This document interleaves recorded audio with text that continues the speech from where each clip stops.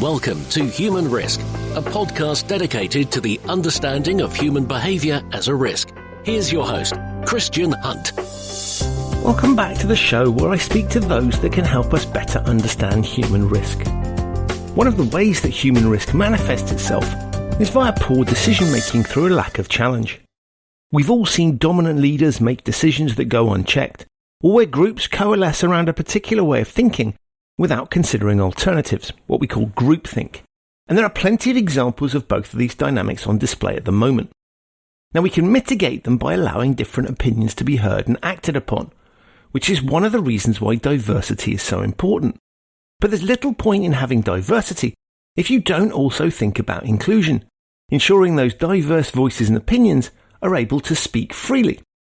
An inclusive workforce offers companies a distinct competitive advantage: enhanced profits, innovation, growth, and employee well-being. Companies with a diverse and inclusive workforce have been proven to respond better to the needs and demands of global clients and corporations. Yet creating an environment which is inclusive of all talent is not straightforward. So on this episode, I'm speaking to an academic who specialises in inclusion, notably in financial services. But what she has to say is also relevant to other industries. Dr. Grace Lordan is an associate professor in behavioural science at the London School of Economics. She's an economist by background, and her research is focused on understanding why some individuals succeed over others because of factors beyond their control. In this regard, she has expertise on the effects of unconscious bias, discrimination, and technology changes. Grace is also interested in using the techniques of behavioural science to design interventions for firms to promote good conduct, diversity and inclusion, and curb biases that creep into high-stakes decision-making. She's also behind a project called Inclusion in the City, which explores how financial services, an industry that, let's face it, hasn't always demonstrated diversity or inclusion, can get better at promoting inclusion. And more recently, Grace has also looked at virtual inclusion, how to ensure people feel included when they're not all in the same location. If we want to minimise human risk and maximise human reward, then inclusion forms a key part of it. And what Grace had to share with me was fascinating and relevant to all of us. So please enjoy my conversation with Dr. Grace Lordan. Grace, welcome to the Human Risk Podcast. Hi, Christian. How are you? Hi, everybody. It's an absolute pleasure to have you here. And look, before we dive into your area of specialism, and there are so many things I want to ask you, can we just sort of give a little bit of an intro from you as to what your chosen area of specialism and I guess what got you interested in behavioural science? So my degree is in computer science and economics, and I have a PhD in economics. And I was very much a classical economist for the first few years of my career, and then realizing that the theoretical models didn't really fit individual behavior very well, I became interested in behavioral economics. And from that, I realized that the behavioral economics lens is often too narrow. So in order to be able to blend things like psychology, sociology, and other disciplines in my work, I would need to relabel myself as a behavioral scientist. But I do still very much see myself as an economist wearing a cloak. Fabulous bit of imagery there. As I said at the beginning, there are so many areas that I'm keen to sort of try and explore. But one area that you've been focusing on recently, both in the real world but also in the virtual world, is the idea of inclusion. And this fascinates me from a human risk perspective, because I think if we look back, particularly the industry I know well, financial services, one of the challenges there was that if you looked around boardroom tables, you had slightly older versions of me kind of engaging in groupthink that allowed things to happen. So I'm fascinated by the idea of inclusion as a way of, minimizing risk, but also maximizing the potential that we have within organizations. And so this is a topic that you've explored. And I'm interested to know how you got into that and how you sort of see that topic. So when I moved into behavioral science, I noticed that a lot of behavioral scientists tend to study things in the lab and very low stakes decisions, and might show, for example, students suffer from fundamental attribution error because when you give them a mug, they just don't want to give it up. And, I think that's very cute and it's nice to see, but it doesn't really tell us what's actually really going wrong in society. And I think the second thing that I find really interesting is that there's lots of evidence to suggest that the biases, heuristic statistics and rules of thumb that individuals have in their own decision making actually get worse in groups. So if you take the two of those things together, the biggest decisions that are made in society, whether it's at the firm level or, in politics, is when, as you said, we get groups of people around the table and ask them to discuss and debate things. And the idea that these people will suffer from more biases and heuristics than if we just took a poll and never asked them to discuss anything is interesting in itself. But it also implies that they are also less creative, less innovative. And you've mentioned risk specifically. It does also imply that actually in groups, unless there's intervention, the people, when they come together, they might actually miss risk or assess risk much more badly than they would, again, if they had been polled independently. And that really drives my work at the LSE now. So I'm setting up the Inclusion Initiative, which will actually start in November. And the idea really behind that is, you've mentioned groupthink. So if you put people together, they do suffer from groupthink. And this is true in toxic environments, like you kind of mentioned all these men around the table, but also environments where people are happy. So when I think of inclusion, I don't necessarily think about a happy workplace. I'm thinking about a group of people who embrace dissent, feel psychologically safe to embrace dissent. There might be some moments of discomfort, but the output is a better assessment of risk and better, more creativity, more innovation. And it's really interesting because the structure of sort of councils and groups of people and committees is, presumably, if we go way back when, it's designed to get lots of opinions around the table. Right? Otherwise, you just have one leader who would take decisions. So there's an irony here, really, that we've built structures in place and then those structures don't deliver what they're designed to deliver or what they're theoretically designed to deliver. I mean, cognitive dissonance is a great thing and we like being around other people. So we're in the middle of the COVID lockdown. People say they miss human interaction. So I think that belief that when we come together as groups, we mechanically will end up with more decisions probably also comes from the fact that we just like being around other people and having those discussions. I think actually I should say that when group meetings are done well, you will assess risk better, you will be more innovative and you will be more creative. But you do want to avoid things like cascading, where we're reiterating the thing that came before us, where there's silent members in the group.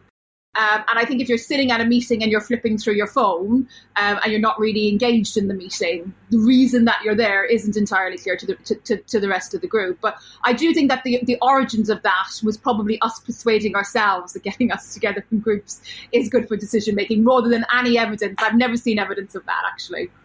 Right, that's very interesting. And I guess you could probably paint a sort of image of people sitting around a campfire where you're sitting there because of the source of the heat, and then discussion starts around that, and it's sort of then perceived to be a good thing, and maybe we've forgotten that particular piece. And so you're sort of pushing this topic of inclusion, and I think it's interesting when we often talk about diversity, but the inclusion piece often gets left out. Such that there's a lot of focus on how does the boardroom photo look good in terms of visual diversity. But actually getting people to be able to speak, that second piece of diversity, inclusion, the inclusion bit is equally important. And I think it's more than that. So kind of going back to diversity, it's not even just about the photos. So you mentioned in the beginning about this idea that you have, traditionally it was men who would sit around the table of a certain type who would make decisions. And there is some evidence actually to suggest that some of the men that have been replaced in recent times are probably by the daughters of the men who had been there originally, right? So you might wonder, does a woman who was raised in exactly the same circumstances would expose to exactly the same life experience as the people who are also in the boardroom with her, what she really adds, right? So I think that when we think about diversity, it is more than just biology and it is more about ethnicity and race. They do tend to be correlated together, but sometimes we do get it wrong and the same types of people end up on boardrooms, even though the picture looks good. But even if you do have a diverse group of people around the table, inclusion and making sure that actually their voices get heard is obviously mechanically needed for you to get the benefits from those people. And this can be hard if you've just assembled a group of people who all have different life experience and all come from different ideas. I mean, I'm an academic and I sit on some committees sometimes that have people outside my discipline. And I can tell you that when you have sociologists, anthropologists, economists all in the same room, getting us to agree is really, really difficult. But I think the benefit of that is the diversity of the discussion that it brings. And I think it's exactly the same in the boardroom. If you have people who have, different life experiences, have been exposed to different things, the lens that they bring to assessing risk beyond the core qualifications that we usually focus on is really, really important. And one of the things that sort of always puzzles me when I just sort of step back and think about the topic of inclusion is that we are naturally a social species. Yeah. And so you might think actually that the inclusion piece ought to just follow naturally from the fact that we, if I've brought someone into the room, if I'm engaging with them, I'm naturally, and we see, for example, social proof as a good example of we copy what other people do. So we are naturally heavily influenced by other people, and we can think of lots of examples where that's happening. And yet the inclusion piece doesn't seem to naturally happen. So there's a lot of people who conclude they've solved the problem because we've dealt with the photo, we've got them in the room. But as you've rightly pointed out, there are various dynamics and I'm fascinated by this tension of, on the one hand, we pay attention to what other people think. On the other hand, we clearly don't involve them in certain processes. I mean, I think kind of even taking a step back from that, I think as humans, we like to think that we're listening to other people a lot of the time. But a lot of us are happier when we're talking. So when our perspective is getting over. And by the way, just as a PS, I've done this in experiments with people when I started out, where I would have conversations with them one-on-one, and then I would later ask them to kind of rate what they learned and things from it, anonymously, so I wouldn't know who it was. But the group where I allowed them speak the most was always much more satisfying. And that could be unique to me, or it could say something about the groups of people. And I did this a lot. I did this with more than 100 people. So I find that quite fascinating. So if you bring that into groups, you are right. We do want to connect. We do want to connect with other people, but people do connect differently. And I hate to use binaries because everything is on a distribution. But for the ease of the podcast, you can imagine introverts and extroverts. And we know for sure that extroverts in that setting are much more likely to speak up. The confident people in the room are likely to dominate the discussion. And we do naturally leave out introverts. Right. So, and you can think about that multiplied across a number of different personality types. And we see that in financial and professional services, particularly where a certain type of personality not only gets to the top much faster and is much more likely to be accepted in the executive room, but also within meetings are much more likely to be heard. So when they say something, it's listened to much more than if it came from another voice. So thinking about how to make sure that people who are sitting at the table are actually listened to becomes very important. And the other thing that I find really interesting is that, a lot of times when we go into meetings, if we are listening to people mechanically, so if we're pointing out and allowing them all have equal opportunities to speak, we very often end up on the mean idea. So we really kind of believe it's almost as if we really grabbed this idea of the wisdom of crowds. But if you think about what that means for innovation, or thinking about outlying risk, which kind of speaks to probably what your listeners are interested in, it's really strange that we never land on an outlier. We never change our minds and we don't accept the outlier. So really moving groups from thinking about how they make decision making, I think it becomes very, very important for companies, particularly after the global financial crisis, I think, where a lot of cultures move towards this kind of agreement in meeting being a good thing and a sign of a good culture, rather than moving to, we need to create spaces where everybody is listened to. So we're really kind of doing things properly and coming up with more unique solutions, which doesn't really usually come out, at least of the groups that I've ended up working with in the financial and professional services. And it's interesting, as you were talking, I was thinking about, and politics comes to mind for obvious reasons, around this idea of collective responsibility. So we will go into a meeting and there's this perception in society that if you can have collective agreement, everybody toes the party line afterwards, that is effective decision making.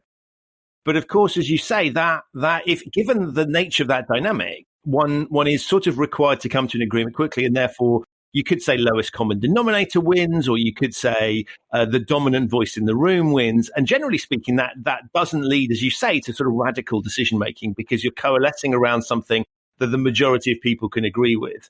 And you're right, that doesn't lead to sort of innovative left field thinking, because you're coalescing around something. I mean, I think the idea that everybody has to agree around the table is balmy to me. I like to encourage managers who I work with to audit who gets listened to. So you don't want it to be that there's always a certain group in the meeting who isn't getting listened to.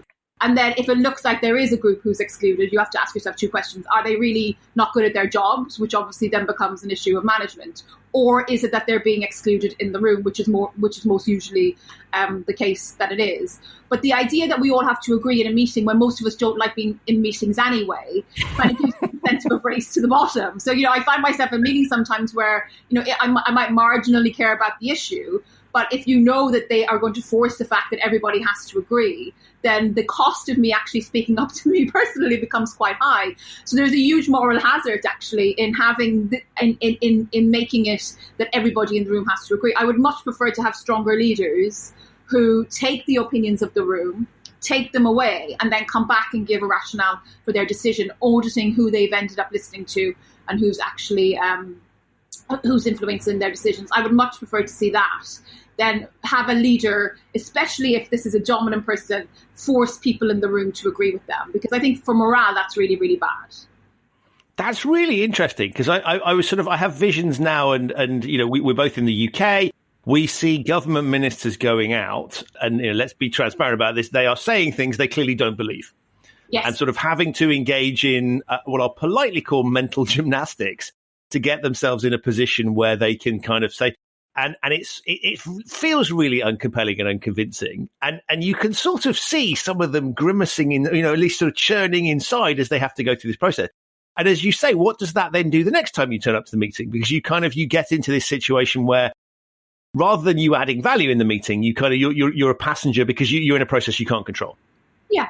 I mean, it is actually rational that some people don't speak up in meetings. So firstly, if they know that they won't be heard, why bother? Or secondly, if they'll face backlash from having a unique opinion, why bother? And then I think reframing meetings that actually having a different opinion to someone else is a good thing.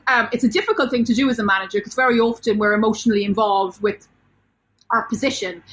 Even if 1 hour later we've forgotten about it and moved it against something else. It's something about humans who really just want the vote to go in their way, right? So it's and the idea actually that they're wrong, and we've seen this with Brexit. There was a whole kind of section of society that missed the pulse that actually Brexit was a possibility, which was quite bizarre actually in conversations leading up to this. So we convince ourselves so much that we're right. I think that in meetings, it can be very, very passionate, and kind of switching to I'm actually willing to be convinced by something totally different going into a meeting is really hard for us.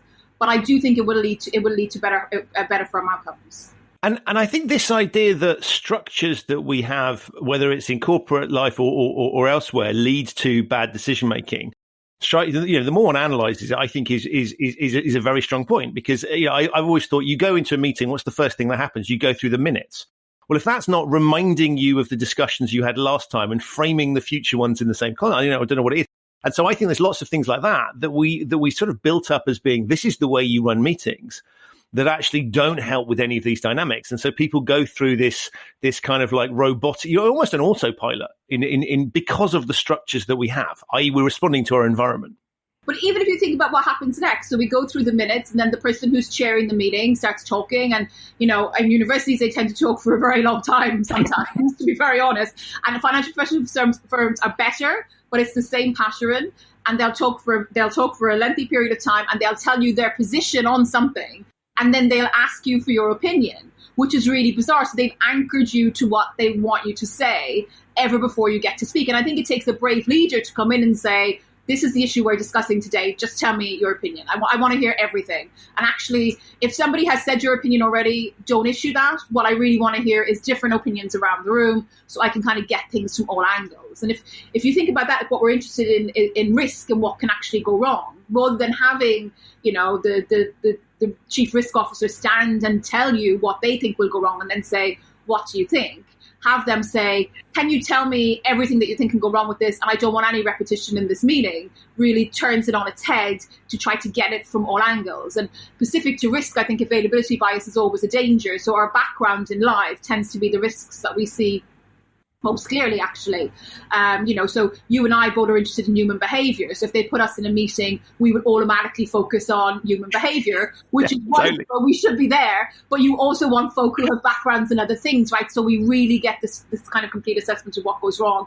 And it rarely happens that way, and I think that's why we as humans get it wrong so much. We like to think we like diversity, but we don't really like people who differ too much from our own opinions. It sits uncomfortably with us. Wow, there's so much to unpack in that. It's just blowing my mind. So this is great stuff. So I mean, the first bit that strikes me is you're what you're basically saying there is we tend to, when we go into meetings, we tend to sort of think of, I'm here representing myself. And I will, yes. if I don't say, and therefore, even if somebody else has said it, I'm just playing back meetings I've been to where it's kind of like, that was the point I was going to make, and I probably can't make it as well, or maybe I can make it, but I've got to find a way to, so I'll say the same thing in different words. And you're absolutely right. We have this repeat performance and a sort of, it literally, I mean, it's an echo chamber where you just hear the same things again, because my voice is all about me being heard rather than the ideas that come from behind it. Yes. I mean, there's, and I always, I'm blatantly honest about behavioral science. I think that there's a lot of biases that are out there, and there's a lot of frameworks that are out there that don't replicate. So we need to always take care about what we're bringing into the world. But the one that holds true is that ego matters an awful lot, and that matters to us, but when we're out in the outside world, and particularly when we're in work, if our identity is caught up with being work. So being in the meeting and having your ideas not go at all along with the decision, for people who have, kind of high ego, is really, really difficult for them to bear. And I think for a leader to kind of realize, actually, my ego should be wrapped up in the best decision, having the most innovative decision. And if it's not mine in that particular moment, that's actually okay. I'm doing a good job by bringing people along. And flipping it from the original model where it was the leader whose ego should be intact throughout the whole meeting. They have the great ideas, and the team are the ones who should make their ideas happen, no matter how bad that they are. Can really move us, I think, to a place where, we can be more innovative. But it takes a brave manager to do that, actually. And so what you're talking about here fundamentally is a change of approach and presumably a change of structure around how meetings are run and organized and paperwork and all those sorts of things. And I guess decisions communicated as well. Yes, absolutely. I mean, I think if financial professional services were to kind of think about really rejigging their meetings, they should focus on mid-level managers who have smaller teams and ask people, self-select in so you get the most enthusiastic people, and get them to try out ways where they flip the meeting, where they're not the one dominating the conversation, where they're making sure that their team aren't just reiterating each other's opinions, so moving away from groupthink, and where actually they're going into the meeting and challenging their team members to tell them something that they don't know, which usually the outlier ideas stay away, and that kind of brings the outlier ideas forward. And that there might be some teething periods where people just talk about things that do feel like nonsense. But I do think that once you get this on a clean path, the benefits that you get will be much more than the costs. And hopefully by the manager cutting out their own talking time in the beginning of the meetings, it means that meetings can actually be shorter and not longer. But I like the mid-level manager because I think they can see the gains very quickly because they're managing small amounts of team members. And it isn't just, somebody in the executive boardroom telling people what to do. You're allowing people to kind of opt in to, a method that essentially leverages behavioral science for management. And it also comes away from, we have management departments that make an awful lot of money, selling their degrees. I have to be careful because LSE is probably one of them.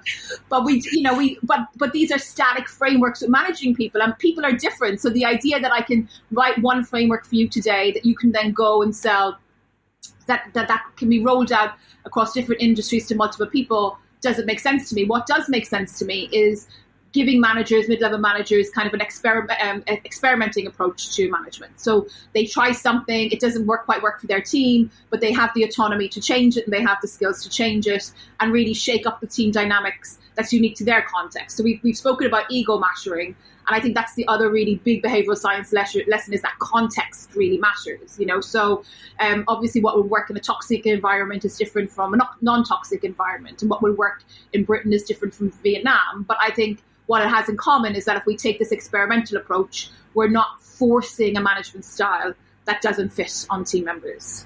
And there is something really interesting about one-size-fits-all structures. And, any global organization will have global procedures and rules. And sometimes, of course, that makes perfect sense, where you want to kind of build an identity. And there are things that are sort of, often I always say if they're too generic, then they're worthless because they're statements of the obvious, or they're too generic to be able to fit anybody's particular situation.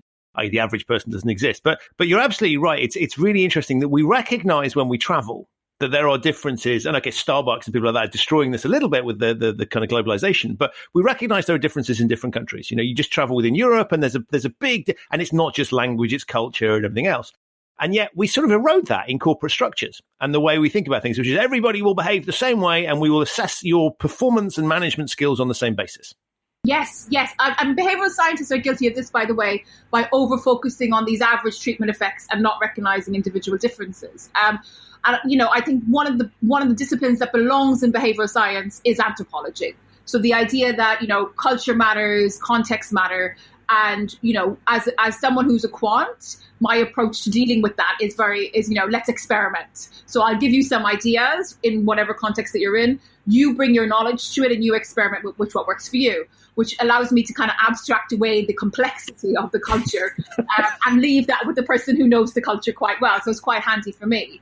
But I think if we take the discipline to another level, it will be having results across all different cultures and figuring out actually why. Why does something work in Vietnam and not in the UK and vice versa? And is there a core of human behavior across the world that actually we can rely on? And then there's context, or is it all context? And that we don't really know. So if you can imagine it on a scale of 0 to 1, I would love somebody to say to me, 0.2 of this is core, that we hold kind of in the same way that we think about genetics, when we think about behavior, this is kind of fixed. And the rest is down to these environmental influences. But to even get there, we need behavioral scientists to take seriously what works in one place won't necessarily work in another. And you've, I want to sort of shift on to your recent research, which I found fascinating, which is looking at, and I've been trying to avoid the coronavirus word, but we're sort of got of the sort of the dynamics now that we have of where lots of people are working from home. And so the idea of what does inclusion mean in the office isn't necessarily the same as what it means in a virtual world. And I'm fascinated by the sort of, the findings of that. What was the impetus for that? How did you go about doing it? Amazing piece of research. So I was asked by a managing director in a company who's relied on me before, actually, for kind of mixing up the dynamics in his team to help him with virtual inclusion. And I had to say, look, I don't know. I mean, we know a little bit about virtual inclusion, but I can't say for sure that behavioral science knows anything. And he said, well, that's very helpful, isn't it? See you later. So I got off what I was. Thanks for coming, right? Yeah. The honest answer, though, and I think the worst thing somebody can do is say that they know something about they don't. So I think I absolutely did the right thing. But what I thought would be interesting was to kind of ask people what they thought the obstacles were, and he did respond to the survey, so we're friends again. Right. So that relationship's intact. So I thought I would just ask people. So I picked 35 people who represent kind of companies in the city that I know pretty well. So, Goldman Sachs was there, Citi was there, the Royal Bank of Scotland was there, or NatWest Group now, I should say, Refinitiv, so some of the data houses. So I basically asked them what they thought the obstacles were for inclusion, and then I did a review of the behavioral science literature that's already there on virtual inclusion, which wasn't a huge amount, I have to say. And you have to think as well that these are going to be special contexts. So some companies, for example, IBM, have done virtual working for a very long time, but it's a very special type of company. So thinking about whether it would replicate. And then I thought about the lessons that we have, like the kind of core behavioral science lessons, like ego and context, that we know to be true in lots of other settings. And I basically brought that together in a paper. But it does say in the paper that we rely on people experimenting with these methods to figure out what actually works for them in a setting. So I like to think of it as, even though I don't know, this is a menu of things that I think might actually work if you're a manager who's struggling with virtual inclusion, and you should try them and kind of do this kind of trial and error learning approach. 2 weeks. If it's not working for you, kind of move on to something else. And then with that, you learn what works for your team. And I think there's nothing in there that's controversial in that, you're putting your team through pain. Everything is either going to be a benefit or zero. There might be some time costs, but they're pretty easy to adopt. And what I liked about them is that they're easy. So you don't need to, call me in order to implement them. You can just pick up the paper, which is you can download and try these things. And I'm hoping at some point that we'll get a feedback loop of lots of people telling me what worked and giving me like paragraphs on their context. So even if it's just for London, which by the way has lots of different cultures and contexts, probably as you move from firm to firm, but having that kind of general learning of what's the core and what's the part that's context specific could come quite quickly if we manage to engage these business leaders. And it's a fascinating idea, I think, because and I like the practical element of it. And it always strikes me there's often behavioral science research or advice that you kind of go, I understand that in theory, but there's no way that we can do that in reality. So one of your suggestions isn't don't talk to your direct reports for 2 weeks and see how they get on with life, right? Because that could be quite detrimental. But I think there's some fascinating sort of practical tips in there. I mean, was there anything in there that surprised you in terms of sort of things that were happening out there that you thought, oh, that's a really interesting idea I hadn't thought of? No, there wasn't anything surprising. I mean, I think the one kind of thing that I wrote in it that might have been slightly controversial is that I think during this period we should let employees drop balls, right? So if they make mistakes or if they go off the grid, we should be forgiving of that, because I think that people do have very different circumstances, and some people are facing, particularly when I did this report, I started it on the day of the lockdown, actually, because obviously because the UK was interesting because a lot of companies went virtual before Boris announced the lockdown, so a lot of them were already at home. So it pretty much started on the day of the lockdown, and I think having that kind of compassion to allow people mess up, I think was really, really important.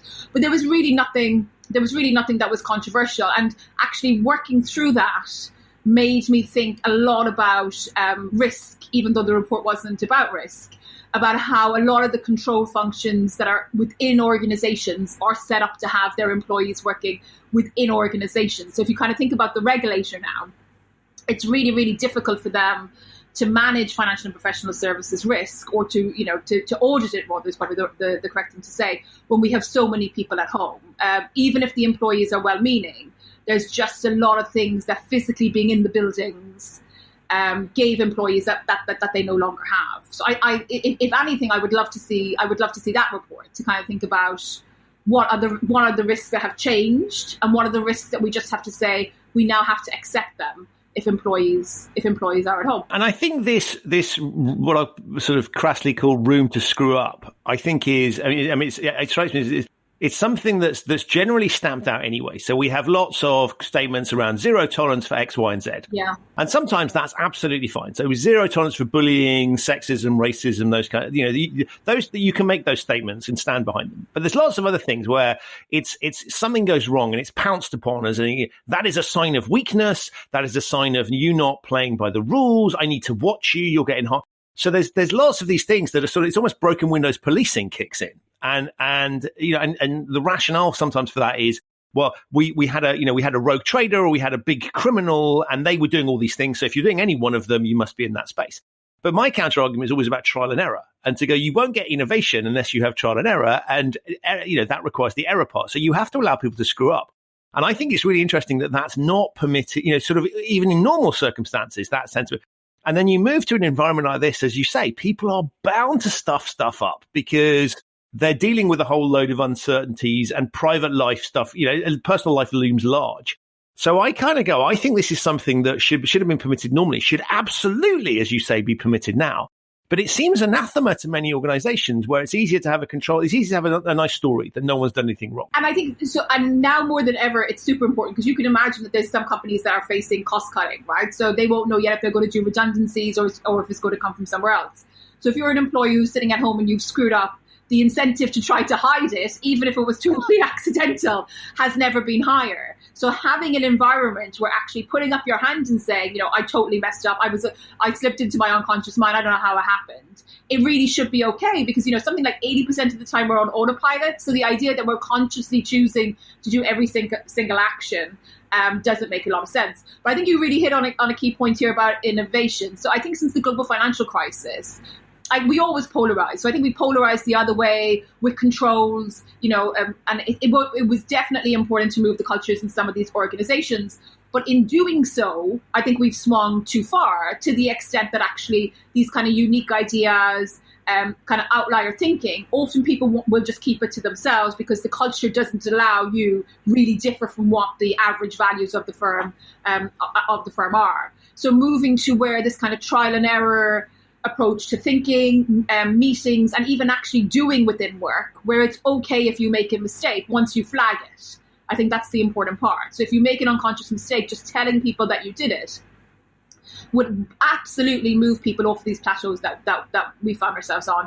And now more than ever, I think coming out of the pandemic, we talk so much about recession and we talk so much about cost cutting. companies do need to be talking about, where's our edge? Where's our competitive edge? What are we going to do differently? What new customers are we going to capture? And I don't think that we can do that if we're just always kind of regressing around the mean. That's really hard, though, isn't it? And we've seen, to pick a recent sort of political example, the Dominic Cummings affair illustrates it's difficult for people to sort of, the narrative seems to be, if the best story is we haven't screwed up, we've got it all right. And you can take a broader kind of government response to the pandemic in the UK and in other jurisdictions, where it's sort of like, yeah, we're on top of this. The narrative is we have not screwed up in any way, shape or form. And if we have to kind of do some mental gymnastics to get ourselves there, that is preferable to the people. And I think to a lesser extent, you see the same thing in organizations. And there is something in the human psyche about, it's a weakness. It isn't perceived as a strength. I see the first Dominic Cummings is different to the second. So I'll tell you why. So, Dominic Cummings is a special case in that it was very salient to him that he's giving advice to people to lockdown. And him actually driving the miles to Durham didn't disturb me very much, but the fact he played in the forest, and then there was something about him testing his eyesight with his wife next to them in the car. So I couldn't understand why the wife couldn't have driven, and he'd look out and say, I can see the letterbox. So, his story is cognitive dissonance, and I think it's really bad, actually, for the country. To say one thing, I always say, as a leader, you need to actually practice what you want other people to do. So for me, he should have been locked in his house in London.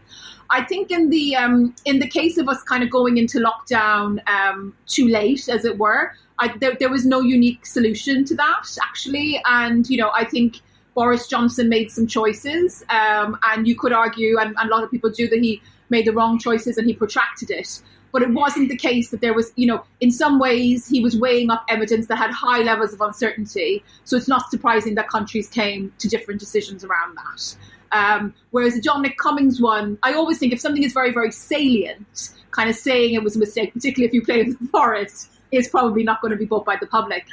But I'm thinking more about mistakes that we might make at home when we're kind of working on something. And within that, we make errors as human beings. And very often people become very defensive about those. And being able to say, look, I don't know where that came from. I just messed up. It must have been unconscious. I was in the middle of a task and I just messed up. Right. And where I was going with that was looking at sort of saying, actually, the decisions that governments take or leaders within organizations are often, as you say, balancing different priorities. And so there isn't necessarily an optimal solution, particularly in a world that is uncertain, and where there are kind of, there will be unintended consequences of any sort of decision. So there isn't a sort of binary good decision, right? There's a complexity to it. And the more confusing and challenging the situation, potentially the more complexity there is around this. What fascinates me is that there is often a sort of narrative of certainty that is projected around the decision. And so it's pretended that it's almost hidden from people. So they go, we are going to do this. And because I'm a strong leader, I will do these things. I think that transmits itself potentially into organizations that sort of says to people, well, we need to do so. So that leads to, people take things that defensive decision making.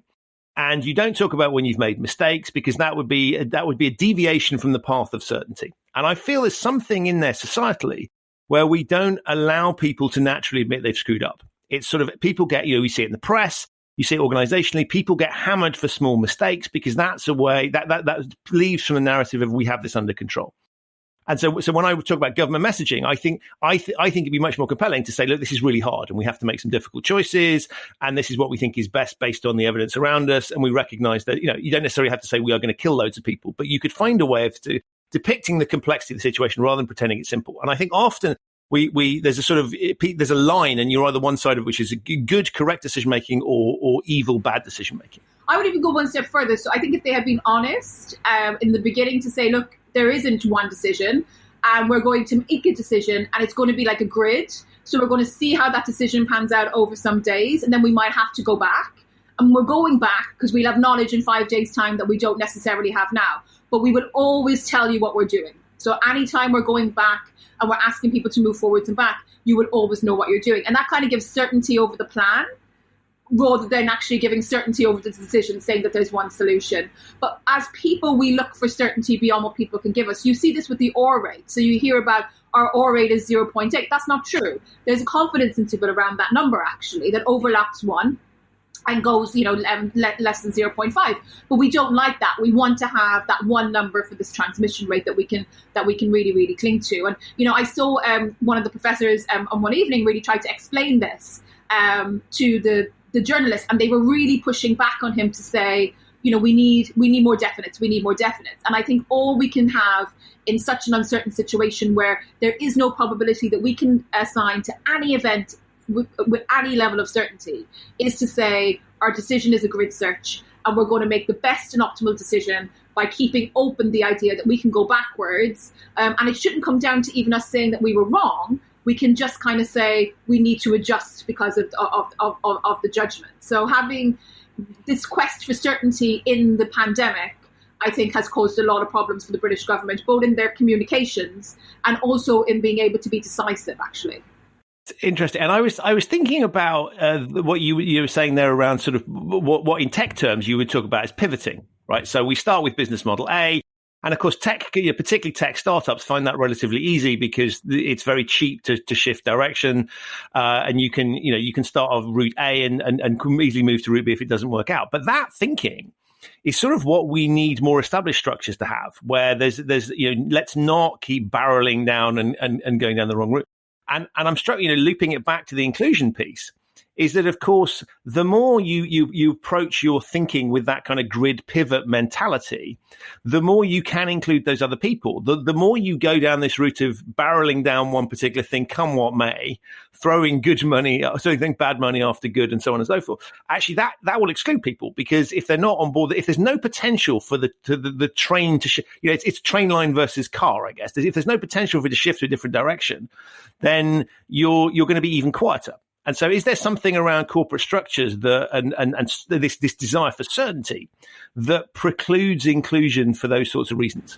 It's even around culture. So across industries, you do see a different culture. So you see in tech, for example, it's actually okay to pivot. I mean, it does bring its own problems in tech, because there is also sometimes an attitude that it's okay to burn money and not really necessarily think about the cost. There's almost kind of a badge of honor for kind of failing fast. You do need to still think about costs and benefits, which I think... Failing expensively, yeah. Exactly, exactly. But definitely moving much more towards we are going to pivot. And, for some of the decisions that we make, there will be high levels of uncertainty. So we are going to pivot. There will be more decisions that we will make which will have much more certainty. So you can imagine, in financial and professional services, there's products that they have been selling for a long time, like mortgages, for example. So if they are changing a mortgage product, they will have much more certainty about how that would land with customers than they would if they were actually creating something, a very new complex derivative, for example, that no one had ever had before. So kind of recognizing the space that you're in then allows you to think about, when should I be doing this kind of grid search decision making, and when should we be doing what I call kind of slightly different old-fashioned decision making, which is there is one decision that we stick to, but it comes about through a much more inclusive discussion. So we get all of the opinions on the table, but then in the second phase, when the decision is made, everyone gets behind the decision because we have more certainty, because we know this market incredibly well. You still want to leave some options open for pivoting, but I'm conscious that you can't have a business that's always pivoting back and forth. Later, I know. Sorry, we said we were a bank yesterday, but tomorrow we're doing this. Right? We changed our mind. Well, I'm always struck by the Amazon story, right? So this is a bookstore. Yeah. And he must have had investors in on the basis of, and suddenly he's a web services provider, and it's a really interesting ability to kind of, and he's moving into medical testing and all these kind of other things. So I'm sort of struck by, there are very successful companies that just do that, but that's partly because they're controlled by one person and they can get away with it. I mean, the level of Bezos' tenacity. I remember when they did his IPO, and people would say to him, "You're a distribution company. This isn't going to go anywhere.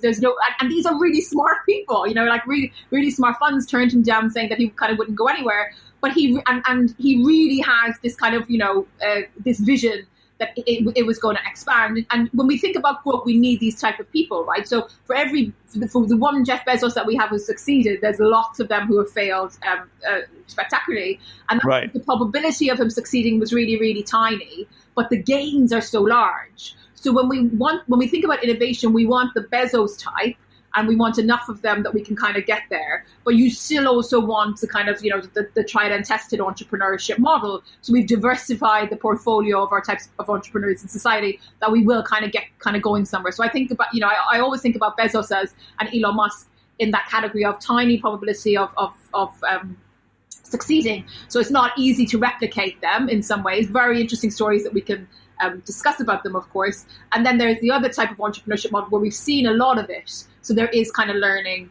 from. So it's just like uncertainty with Bezos versus certainty, if you want to think about it that way.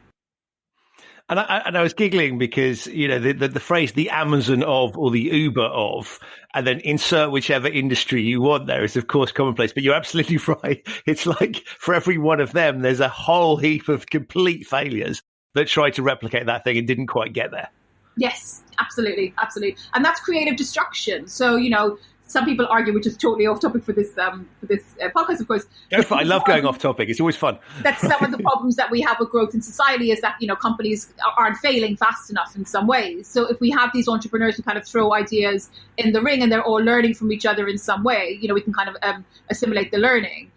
We can, you know, push growth much more than it has been in the past. And sort of pivoting back to the inclusion topic, how far have we got to go? I mean, if you were to sort of, you know, back to your scale between 0 and 1 or 0 and 10, whatever you want. I mean, where are we at on that scale based on your research? Because on the one hand, I sense there's a lot of noise around the topic. So people can't, you know, people know the terms diversity and inclusion. They may not fully understand, and there are people responsible for managing it, and there are attempts to kind of deal with that. So on the face of it, you could say, coming from a admittedly super low base, it looks like there's some progress there. On the other hand, if you look at the realities of some of the decision making and some of the processes and structures, it seems like we're miles off. Where do you sort of sense we are on the evolutionary scale in that sense? I definitely think we've evolved. So I definitely, you know, you do see people, you know, valuing different perspectives much more than they did maybe 10 years ago. And you do see people being much more inclusive in their decision making than they did 10 years ago. I mean, some of that is kind of cheap talk, that's for show. But there's enough of it there that you can kind of see that it's going in the right direction. I think there probably will be some steps back because of COVID-19. I think the biggest challenge for inclusion is that having people work together in a way that, you know, is more creative, more innovative, assess risks better, is a problem for the business. So it's for mid-level managers who are income generating or who are in support roles of the income generators at that level of kind of granularity. But very often in firms, it sits in the human resources function. So you have, you know, human resources saying, I want you to go, you know, for unconscious bias training, which we know on average doesn't work, but we insist on making firms do it because, you know, it's a cash cow for the people providing it. And also it's nice to have on the website, I guess, you know, that you do the unconscious bias training, but it makes it feel like it's a pain in the neck for managers. And I think the next wave really is for managers to think about actually having diverse perspectives in my teams is a good thing. Being more inclusive in my teams is a good thing. There isn't one solution that's going to come out of HR. I'm the leader. I need to take responsibility for this. And I'm going to take an experimental approach to do it because there's no one person who can come unless they spend a lot of time with my team and tell me what to do differently. I can get from behavioural science lessons about how to approach it, but it's down to me to kind of make that work and really kind of taking that on as part of their leadership. I think that's the kind of the next phase. So I would love it to come out of HR. And I think the regulator has helped with that, by the way, because the regulator now cares about culture. And I think one of the biggest pulse points for a good culture is inclusion. Although I already have said, which is an important thing to stress, I think a happy culture can be bad for business in the same way that a toxic culture can be bad for business. You know, it just doesn't bring innovation. But it is, you know, it still allows us to move the dialogue of inclusion into the core of the business, whereas before it kind of sat at the fringes.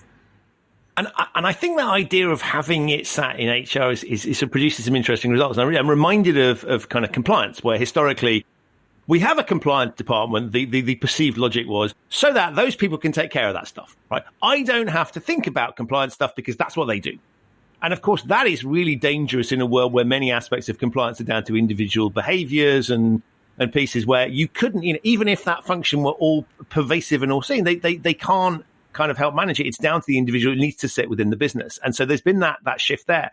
And there's lots of examples I can see of the diversity inclusion piece. And I include things like sort of what I'll loosely call Me Too training. I've seen lots of examples of coming up, we need to do some, and it comes out of HR. And it's like, everybody will go on some sex pest training. We'll teach them not to be, which of course is utterly ineffective in the same way the unconscious bias stuff is. And you sort of, and I think it's almost worse because it feels like the company's done the job, right? We've ticked the box. We've done some training. We have, we've even got somebody in a function whose title is that. So they must be taking care of all this stuff. And I found myself as a manager actually going, well, and I stopped myself at one point because I was thinking, well, actually, as I hire someone, because there's somebody sitting in HR with that job title, I will assume that they have done the maximal trawling. And therefore, what I'm seeing in my recruitment funnel has gone through that process and they've spread their net widely. So I don't have to think about that stuff because I've got someone else that can take care of it. And it was the moment I just realized that wasn't happening and it was down to me that you suddenly go back and say, actually, it's not only is it inefficient, but it's really bad because it transmits a signal to other people that it's being taken care of. And so I think these things are detrimental in some cases rather than positive. And I think part of the problem of getting into the business is that in some cases, seeing the gains takes a little bit of time, right? So there's kind of a disconnect between having inclusion of your team and when the product is finished. Of course, the easiest group to convert on this is high frequency traders who, if you kind of say to them, look, you're trading equities and I want to talk to you about the disposition effect, which is going to cost you money. And I can show you live that this is costing you money and some small nudges that you have autonomy over. And I think that's the key for behavioral science is to give individuals kind of tools that they have autonomy over so they can say, that lady doesn't know what she's talking about, I'm going to ignore it. And then some of them will say, actually, behavioral science is cool. And then the ones that adopt it will show higher P&L, and then you have other people coming in. But it's a harder sell, I think, for folk who are, creating products or even in compliance where they're doing a lot of work, but the one output that we can attribute to one person becomes quite difficult. So there can be a little bit of a leap of faith. And that's why I think giving these managers pulse points that they know that it's working. So even if it's not a hard outcome like P&L, but these kind of pulse points that they know that, the inclusion is paying off for them is really, really important. Because, one thing that I and this is another problem for D&I initiatives, is that they want to take loads of time off people. And, in general, we're time poor. I mean, a lot of us do a lot of busy work that we could cut, but we are time poor. So the idea of doing more stuff can be quite overwhelming. So making sure that the behavioral science kind of tips and tricks, if you like, that are given to managers can be kind of incorporated in a way that doesn't drain their time is really important as well. Right, because I was thinking of it's a bit about just-in-time supply chains, right? It's anything beyond that is inefficient. Yes, no, because you're stored. And I think with oh my God, I've got to go through another process, think about these things, and I've got to restructure my meetings. And wouldn't it be much quicker if we could all agree? Yes. And we didn't have these irritating voices that are delaying us as we go off down, sort of lunatic fringe ideas. And so that is anathema to this sort of efficiency speed thing, which in an environment where you're trying to cut costs, I could totally see people going, well, what do we, they wouldn't necessarily articulate it this way, but you might go, what will I dispense with to be slicker and leaner to go for? Well, the answer is these cumbersome, ridiculous processes that require me I've got to interview more people. I've got to listen to more voices. I could sort of see that argument being made. And even for managers just to reflect on what they spend time on. So there's this really cool experiment that brings two decisions into a group. And these are to professionals, by the way, so not to students. So one is about a bike rack and where the bike racks should go outside the building, if I recall correctly. And the other is about a building, so where the next building should be bought. And this is, £50 million acquisition. And for every single group that this was ran on, people spend much more time talking about the bicycle rack than they do about the building acquisition, which is really, really interesting in itself. But I think that's because we're just not comfortable talking about things that we don't understand so well. So few of us will understand the complexities of kind of figuring out how to fund something like the second one. Most of us will understand whether or not we want the bike rack to be, in place in front of our building or not. And really getting managers to reflect on what they spend time on in their meetings can actually be cost saving more than cost taking. Right. Yeah. I think there's a phenomenon called bike shedding. I think that's around that, which is good. But I always call it the what are we going to have for lunch syndrome, right? Which way you spend more time debating about which sandwiches are in the old world, obviously. Now I don't have to debate that because I just have what I want. But that sort of, let's pick on those. But I think there is something interesting around the salience piece. And it strikes me that the trick to this might be to try and make it salient to people so that they think it's relevant and worthwhile. Yeah. Rather than telling them, it's this classic, if you impose a requirement on someone, you must look at these things. It feels like a sort of central checkbox exercise. We are doing it because we have been told to. Yes. Whereas that sort of let me try and activate something that demonstrates to you. And one of the things I don't think is happening enough is stories around The fact that we had, that lunatic idea in the corner that we allowed to be expressed actually turned out to be a brilliant business idea. And we see it when it comes to Apple, right? Where, the mad scientist in the corner invents something, and we don't talk about the million things that he's come up with or she's come up with that are completely stupid or didn't work. But we're so in a manufacturing kind of tech space, we deal with that. But in everything, we don't have those stories that would allow people to go, actually, there is a benefit to doing this. It's all imposed to, check boxes at the end of, have you thought about the following? By which time you've already made your decision, so you're just going to take the box. And a perfect example of this is if you imagine a woman who's going onto an executive committee, and there's two different frames. So the first frame says we need a woman on the committee. If we look at our proportions, they're really terrible. Let's find a woman. That's the first frame, which happens a lot more than you might want to imagine. Or the second is actually 50% of our customer base are women. And, there's a lot of places where we have missing women customers. So we're going to bring on somebody who can probably identify better with the customers than is in this room already. So kind of can give that unique perspective. And the second frame is really about this person is going to come in, they're going to have a different perspective, and that different perspective is good for us. The first is, oh God, let's just put someone else on the committee to satisfy someone who's looking at us from the outside. And if you imagine being the woman walking into the room and being heard, you're much more likely in the second scenario to be effective on that committee and effective for your customers, not as a representative for women around the world, but to actually represent the customers of that business much better. And I think we lose focus of that when we think about diversity and inclusion, that people having diverse perspectives is good because most of us in some way or another serve people.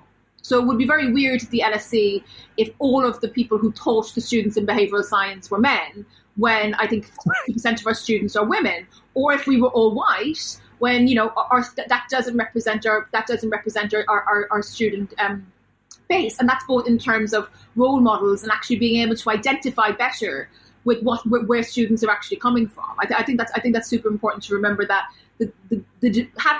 ironically having diversity around the table, if we let it, will bring us together. It would bring more customers together, and it will allow us to understand the perspectives of people who we don't identify with much, much better. Right, and that's really interesting because as you were talking, I was thinking about Joe Biden, and so he announced that his running mate was going to be female, and I just thought that's really unhelpful because whoever you choose is forever going to be, well, she only got that job because she's female, as opposed to that logic that you've identified, which is to sort of say, let's come up with a rationale, and it's not particularly difficult to find that would help justify that. I think whoever gets that is going to be tainted by that. There will be an element of people that will just look at it and go, she is the token whatever. Yeah.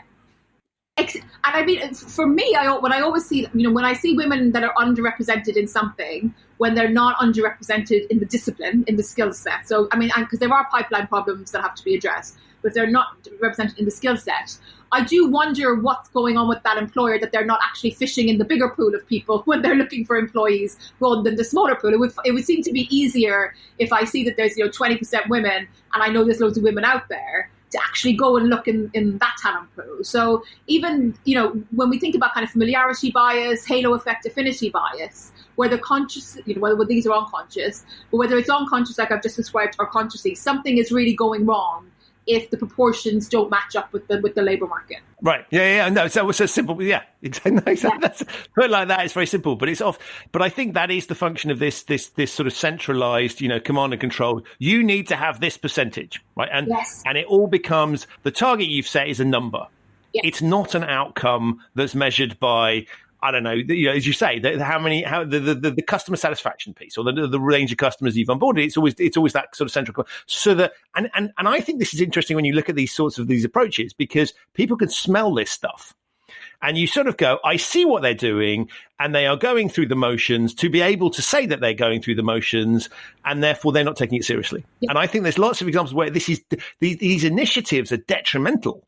Not because the idea behind them is necessarily bad, but because the way they're implemented leads people to kind of behave according to metrics rather than behave according to the underlying problem that the metrics are there to try and solve. And the narrative also only targets a certain proportion in the population, right? So if you think about the narratives that are around gender, very often it's women who are kind of 40 maybe to 55, where a lot of the dialogue around it kind of captures their imagination. If you imagine women who are coming into the firms, it does actually exclude them.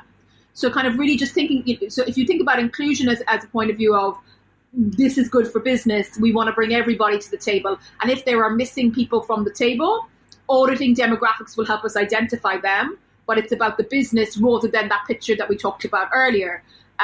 Is really, really important. But I think recognizing as well, I always say this example, and I think it's super important that I get asked to speak quite often on like behavioral science biases for something or other. So if it's for gender, it's always women. If it's a BAME, it's a really good point. LGBTQ, it's mostly LGBTQ people who are in the audience. And then you wonder, when we think about what we're showing up for, if it's only always to benefit myself, there's something quite perverse about it. Like, why aren't people who are not BAME showing up to those meetings if we care about equality in those organizations? So it shouldn't come down to, if we lobby for this, it will benefit me. If you care about equality, you should actually be standing in the room at times for equality for other folk where it will never benefit you. Because I think firstly, it's good for business. But secondly, that's the only way that you can kind of think about people getting treated fairly in firms. And I think it's because the narrative is always about bringing people in because it gains for them, rather than it being about, actually, if we create this more inclusive workforce, we'll all gain because, maybe we'll get a bonus next year in our team. So all of us will. Right. So kind of thinking of it like from a collective rather than from the individual point of view. But that's also interesting because it plays to a preaching to the converted piece. And I'm always struck by the number of times there is messaging that is designed to preach the converted. Yes. And you sort of go, those aren't the people whose opinions you need to change, or sort of you're getting, and it's almost like politicians playing to their base. Yeah, they have to do that to a certain extent. But actually, if you want to win an election, your base is pretty much providing you don't irritate the hell out of them, right? They're pretty much guaranteed you can bank those. You just have to get them out to vote. It's those undecided voters you need to get to. And so I'm always struck that in organizations, there is often an absolute mess. There's a lot of effort that goes into persuading people who don't need persuading. Yes.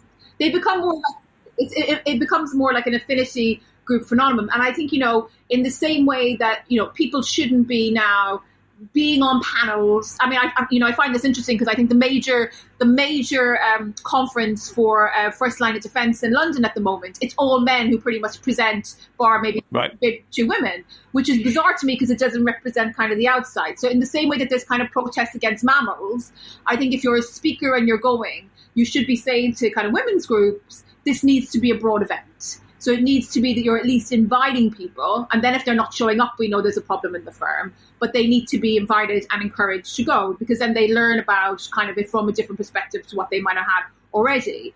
And, I think the one thing that having an academic do these talks gives is that academics they don't shy away from debates. So it doesn't need to be a friendly, I'm an economist and there's never a friendly room when you speak to economists. So it doesn't need to be a friendly room. And I think to move things on, you have to have hard conversations actually and kind of change and, to try to change perspectives. But often when we have these conversations, you're right, it's people who are for the group, who are in the audience. So having that hard conversation never comes. We just all agree with each other. We have, it's like the groupthink. It's like groupthink in meetings. We all agree with each other. We have nibbles, and then we all go home. But to move things on, you have to have the hard conversations. Yeah, wow. I hadn't really reflected on that piece. And you're right, they're always badged as here's a gathering of the converted. Yes. And actually there is these things aren't introduced into group, and it feels different. It feels like a separate thing. So we will have a discussion about diversity. We'll have a diversity gathering. Well, that makes it feel like it's a side issue for the people that are particularly passionate about it, or as you say, for whose self-interest could arguably be served by that particular piece.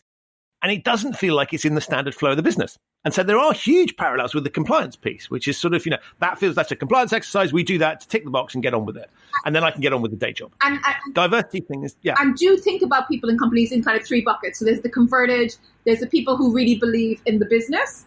And then there's the people who are just nasty, who are breaking the policies. And I don't think the last bucket should be given a platform on any issue, actually. So, if you're openly racist or sexist, you shouldn't be in events kind of having these conversations. But the people who doubt the business part of it are the ones who really should show up for this, I think. Because I always, just because things are going well for you today, you're looking out the window and the sun is shining, it doesn't mean the business can't be better. It doesn't mean that it can be more innovative, and it also doesn't mean that it's going to last forever. So I think if you actually care about the business, trying to figure out how D&I can work for the business outcomes is really, really important. And it's not the same as just putting, certain types of people into the boardroom or certain types of people onto the teams. And it's not the same as creating a happy workforce. And I think recognizing that becomes really important. So it's almost like swinging kind of the pendulum a little bit back to where we are okay to have dissent, but doing it in a way that people don't feel kind of psychologically scarred afterwards, which is, I think, is what workplaces were like in the 80s from what I've heard. That is a fabulous note on which to finish. I could keep doing this forever. That's been absolutely fascinating. Thank you, one, for the work and the research you're doing, because I think it's really interesting and super timely. So I will put links to all of that in the show notes. And secondly, thank you for constantly appearing on my Twitter timeline involved in some other coronavirus or whatever related behavioral science piece. I love what you're doing. I think it's a great demonstration of how this discipline can be super relevant to a whole range of different issues. So thank you for that as well. Thank you so much. This has been amazing. Lovely to speak with you. So that's it for another episode of the Human Risk Podcast. My massive thanks to Grace for appearing and to you for listening. If you're interested in finding out more about her work, there are links to inclusion in the city and virtual inclusion in the city in the show notes. If you're not already subscribed to the Human Risk Podcast, you'll find it wherever you get your quality audio content. If you had the time to also leave a review for the show on whichever podcast platform you're using, that would be hugely appreciated. It helps other people to find the show and allows me to continue to attract the kind of high quality guests I've managed thus far. If you're not already subscribed to the Human Risk newsletter, you'll also find details of that in the show notes. All that remains for me to say is please stay safe, remember to think of others at these challenging times, and above all, thanks for listening, and I'll see you very soon on this channel for another episode of the Human Risk Podcast.